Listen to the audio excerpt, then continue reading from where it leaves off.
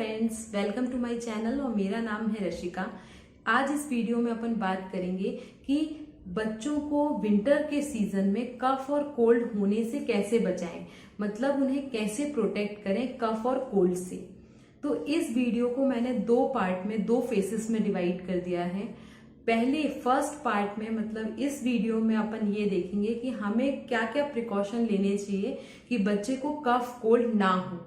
और दूसरे वीडियो में, जो हमारा नेक्स्ट वीडियो होगा, उसमें अपन बात करेंगे कि हम अपने बच्चे को अगर कफ कोल्ड हो जाता है उस टाइम पे हमें क्या क्या होम रेमेडीज या क्या क्या प्रिकॉशन लेने हैं जिस रिलीफ मिल सके हमारे बेबी को। तो ये दो फेसेस में मैंने वीडियो बनाया है। तो फर्स्ट वीडियो आज अपन स्टार्ट करते हैं कि बच्चे को कैसे प्रोटेक्ट करना है कि उसे कफ कोल्ड ना हो ड्यूरिंग विंटर सीजन।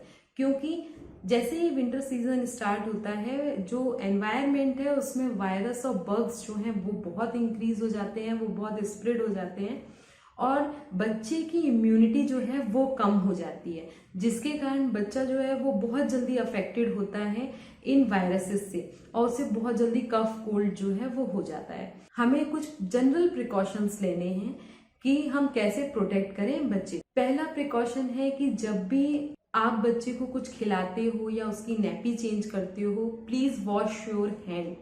आप अपने हाथ अच्छे से धोइए। ये बहुत ही सिंपल टिप है जो सब अप्लाई करते हैं, लेकिन कई बार ऐसा होता है बहुत छोटे बच्चे हैं, बाहर से लोग आते हैं और तुरंत उन्हें कैरी कर लेते हैं, होल्ड कर लेते हैं। तो इसके लिए आप सैनिटाइजर वगैरह का यूज कर सकते हो।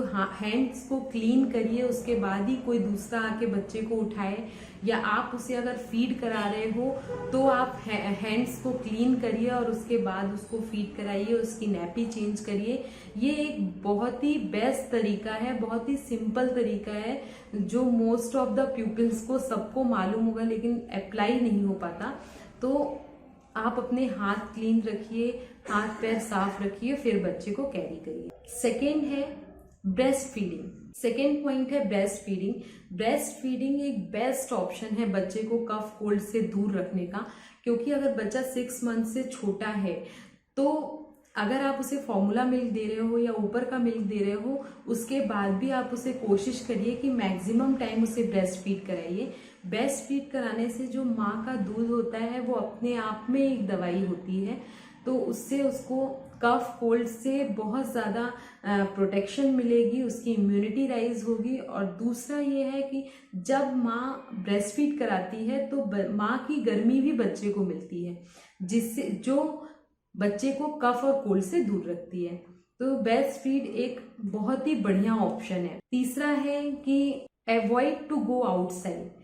बाहर क्राउडेड एरिया में जाना अवॉइड करें और बच्चों को ले जाना अवॉइड करें, क्योंकि आप देखोगे विंटर्स में मोस्टली बहुत सारे लोगों को कफ कोल्ड हो रखा होता है। तो अगर हम बच्चे को भी ऐसे एनवायरनमेंट में ले जाएंगे या ऐसी जगह ले जाएंगे जहां बहुत क्राउडेड है, हमें नहीं पता किसको कफ कोल्ड है किसको नहीं है, तो बच्चे को भी कोल्ड होने के चांसेस बहुत ज्यादा हो जाते हैं। तो बच्चों को अवॉइड करिए बाहर ले जाना।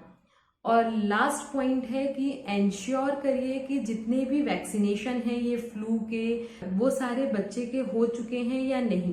अगर नहीं हुए हैं तो सारे वैक्सीनेशन उनके प्रॉपर अप टू डेट होने चाहिए।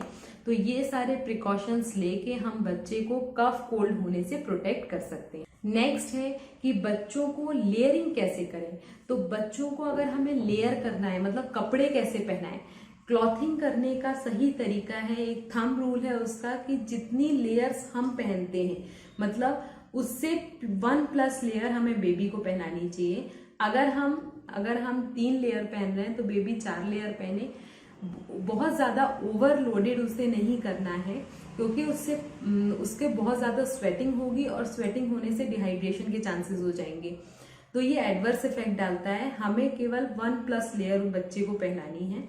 दूसरा कि जब भी आप उसे कपड़े पहनाइए तो बहुत ज्यादा टाइट क्लोथ्स ना पहनाएं, कंफर्टेबल क्लोथ पहनाएं। उसके शॉक्स, अगर आपको मेरा वीडियो पसंद आया हो तो प्लीज इसे लाइक, सब्सक्राइब और शेयर करिए, जिससे ज्यादा से ज्यादा जो न्यूली पेरेंट्स हैं उन्हें हेल्प हो सके अपने बेबी की केयर करने में। Okay, bye.